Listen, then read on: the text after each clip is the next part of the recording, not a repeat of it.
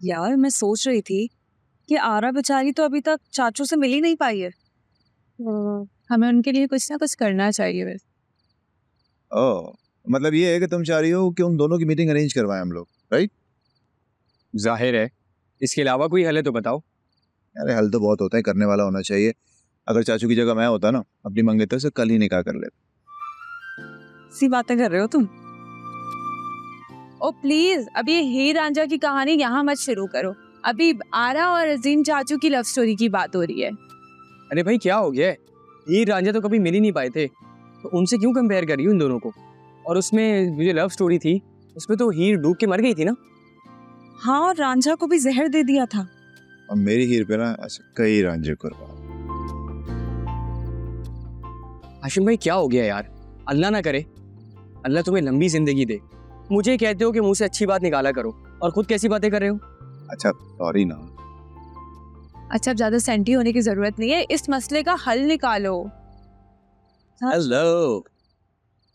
आए बैठे। अभी हम आपकी बातें कर रहे थे। तो ये है तुम लोगों का अड्डा? अड्डा? चाचू, अड्डे तो बदमाशों के होते हैं।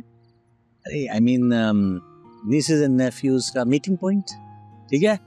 लेकिन तुम लोग बदमाशों से कम हो क्या? हाँ? वैसे चाचू अगर आप चाहें तो आपका और आरा का भी मीटिंग पॉइंट बन सकता है। बिल्कुल ठीक कहा हाशिम भाई ने। चाचू देखे, हमारे जो घर के बड़े हैं ना, वो घुटनों के दर्द की वजह से छत पे नहीं आ सकते। वो कहते हैं ना कि बच्चों की पहुंच से दूर रखें, हम कहते हैं कि बड़ों की पहुंच से दूर रखें। माशाल्लाह से तुम लोग बड़े हो गए यार। जब मैं गया था ना, तुम लोग छोटे छोटे से थे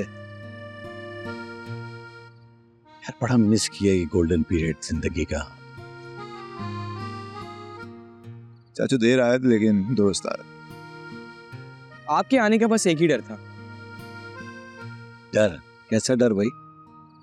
कि आपको देखकर आरा खुशी से मर ना जाए। वो तो आपको देख के बेहोश हो गई थी।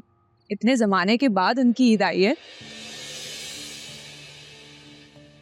वैसे आप शादी पे क्या पहनेंगे? काला कुर्ता।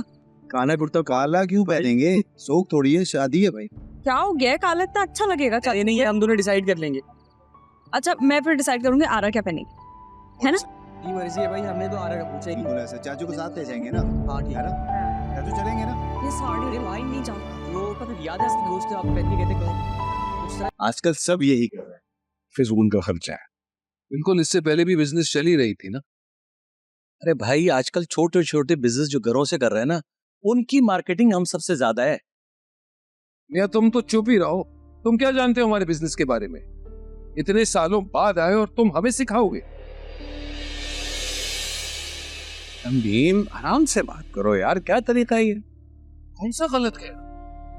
अरे कहने दे भाई, ने कहने दे।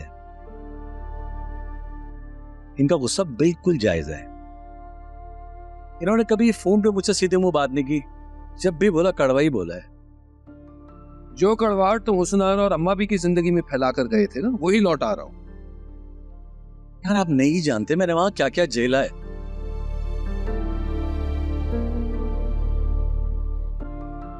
आपको अंदाजा नहीं है, वरना ऐसी बात नहीं करते आप। और तुम्हें अंदाजा है कि तुम्हारी गैर मौजूदगी में लोगों ने यहाँ क्या झेला है?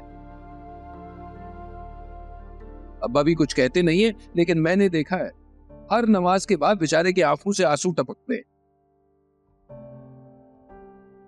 और अम्मा भी, तुम्हें तो अम्मा भी की बीमारी का भी लिहाज नहीं।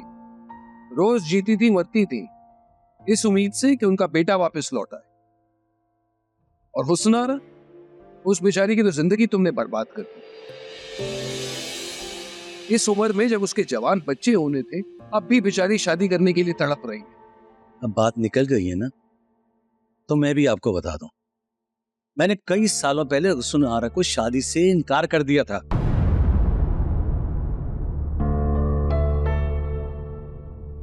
और आने से पहले मैंने अम्मा भी को साफ साफ कह दिया था कि मैं हुस्न आरा से शादी नहीं करूंगा। और अभी मैं सबके सामने कह रहा हूं कि मैं हुस्न आरा से शादी नहीं करूंगा।